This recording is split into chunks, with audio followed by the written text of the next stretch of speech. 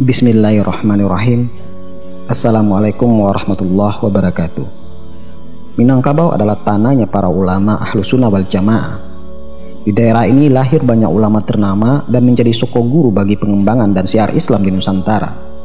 Tersebutlah seorang ulama yang berasal dari Batu Hampar. Beliau Syekh Batu Hampar.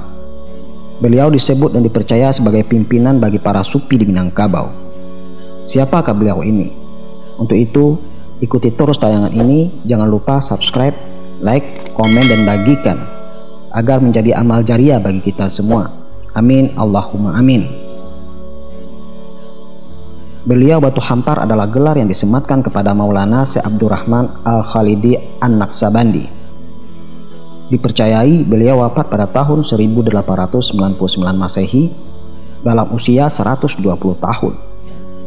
Beliau adalah kakek dari proklamator Republik Indonesia Muhammad Hatta. Sebagai ulama, beliau ahli dalam bidang fikih, penghulu adat, ahli tilawatil Quran, dan seorang sufi karismatik.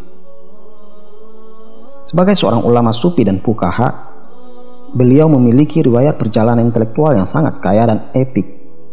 Perjalanan yang beliau lakoni menunjukkan kesungguhannya dalam keilmuan Islam.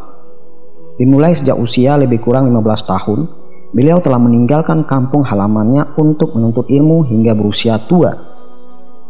Sekitar umur 63 tahun, beliau baru menapakkan kaki di kampung halamannya.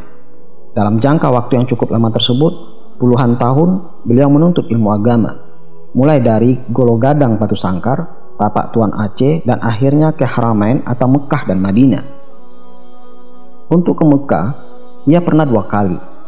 Pertama kali ke Mekah, beliau bermukim beberapa tahun di sana, dan kemudian kembali ke Tapak Tuan.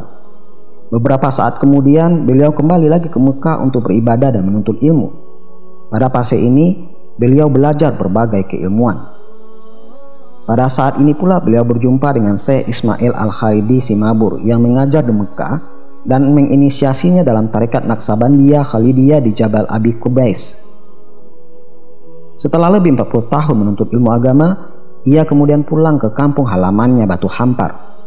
Ikhtiar pertama yang ia lakukan adalah berdakwah secara hikmah atau mauizah kepada masyarakat. Terdapat beberapa kisah mengenai aktivitas dakwah. Berikut kelembutan dan kontinuitas Syekh Batu Hampar dalam menyampaikan pesan-pesan agama.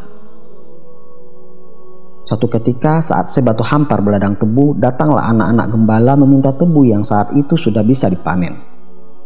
Syekh memberi dengan senang hati. Anak-anak tersebut disuruh untuk duduk melingkar sebelum menikmati tebu.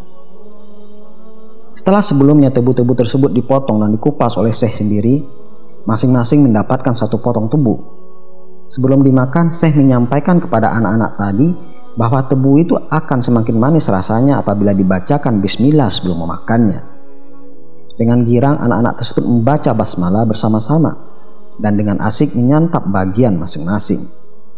Di lain kesempatan, saya didatangi oleh beberapa pemuda sambil membawa ayam jago masing-masing.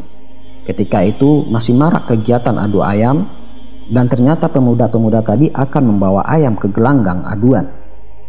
Mereka berniat meminta doa kepada Syekh agar ayam-ayam ini menang dalam aduan. Ketika disodorkan ayam dengan permintaan didoakan, Syekh Batu Hampar tidak menolak, malah dengan senyum ia mengambil ayam dan mendoakannya. Pemuda-pemuda tadi jadi senang. Ketika diadu, ayam-ayam tadi pun menang. Kenyataan ini membuat pemuda-pemuda tersebut menjadi segan kepada Syekh. Lama-kelamaan kebiasaan mereka mengadu ayam dapat hilang karena segan dan takzim kepada Syekh. Ketika ayam tersebut disodorkan dan didoakan, Syekh mendoakan keinsafan untuk mereka.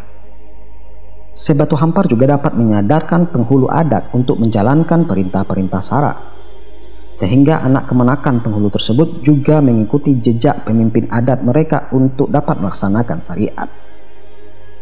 Aktivitas dakwah yang persuasif dan penuh empati tersebut membuat Syekh Batu Hampar dihormati oleh masyarakat.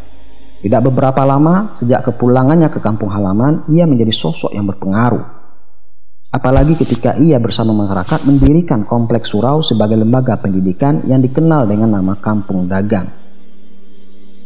Ia semakin terkemuka. Anak siak atau penuntut ilmu dalam istilah Minang dari berbagai daerah datang belajar kepadanya. Kompleks surau tersebut terbilang besar dan lengkap. terdiri dari surau utama berhadapan dengan rumah gadang dan dikelilingi surau-surau yang umumnya bertingkat 2 sebagai asrama anak Sia. Sekitar 30 surau mengelilingi kampung dagang yang menunjukkan aktivitas luar biasa untuk ukuran saat itu. Di surau tersebut dididik ulama-ulama yang kemudian berkiprah sebagai pejuang agama di abad ke-20. Selain menimba ilmu Al-Quran, mereka juga dididik secara rohani dalam tarekat Naqsabandiyah Khalidiyah. Di antara nama-nama ulama yang dididik di kampung dagang ialah Syekh Abdurrahman Kumangu, Yahya Al-Khalidi Mage, Syekh Muhammad Salim Bayur Maninjau, Syekh Sulaiman Arasuli Candung, dan Syekh Muhammad Akib Batang Kafas.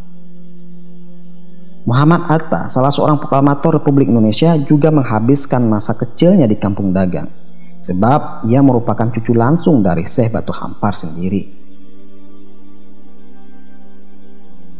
Apalagi yang kita harapkan dari menuturkan kembali kealiman dan sejarah hidup Syekh Batu Hampar selain berharap datang jua keberkahan, sehingga lapang dada kita menerima ilmu dan keberkahan dari Allah Ta'ala.